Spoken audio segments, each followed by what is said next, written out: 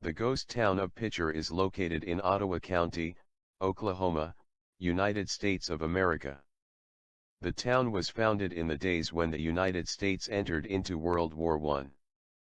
Picher, situated at the middle of the Tri-State Mining District, an area covering more than 2,500 square miles in southwestern Missouri, southeastern Kansas, and northeastern Oklahoma, became a leading national center of the lead and zinc mining industry.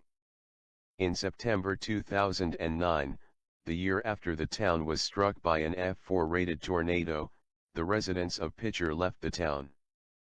But the tornado wasn't the main reason why this once thriving community became completely deserted, although it took 8 lives and damaged 150 houses. The real problem was, and still is, the lead and other heavy metals in the drinking water and the soil. The Environmental Protection Agency of USA categorized the small town of Picher as the most toxic town in America. The birth of Picher was in 1913, during the growth of the Tri-State Mining District, when Harry Crawfish staked a claim to the lead and zinc ore at this location.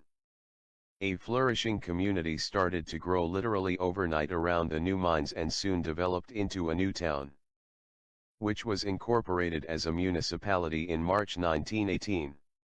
It was named Picher after O.S. Picher, the owner of Picher Lead Company. The wartime demand for metal production was answered by the Tri-State District. During World War I, more than 50% of the zinc and metal used in the war was produced by the Picher district, and during both World Wars combined, 75% of all the bullets and bomb shells used by American soldiers were produced from metals mined in the region. Before the discovering of zinc in the area around Picher, Germany had monopoly of the zinc industry, because they controlled the zinc mines in Belgium.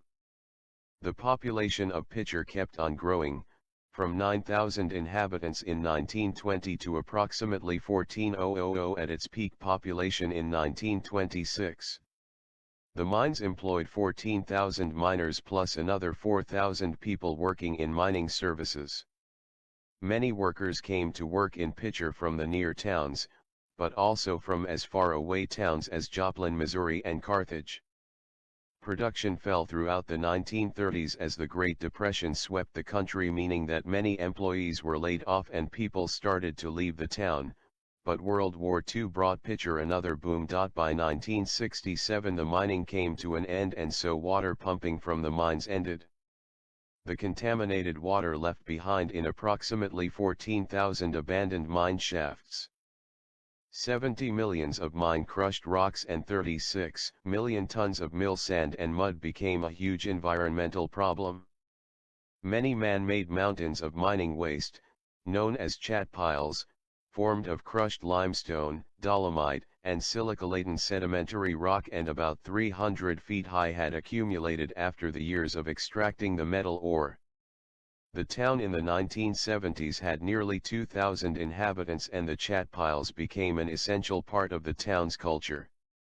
People would go onto the chat piles for picnic and kids were biking on them. But, at the end of the 1970s they started to realize that their health was in danger. Pollution from heavy metals from the chat piles became apparent. Waters began running red and people started to get sick very often. The town slowly became hazardous. It was also discovered that because of years of unregulated mining operations, numerous large tunnels had been carved under the town. Sinkholes started to appear as mines were abandoned, leaving many of the town's structures unstable.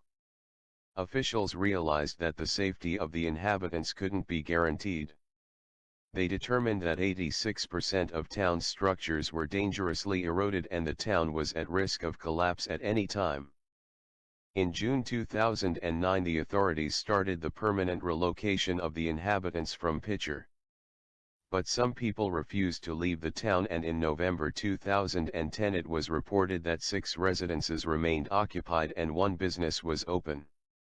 The last inhabitant to leave, Gary Linderman, owner of the Old Miner Pharmacy, died in 2015.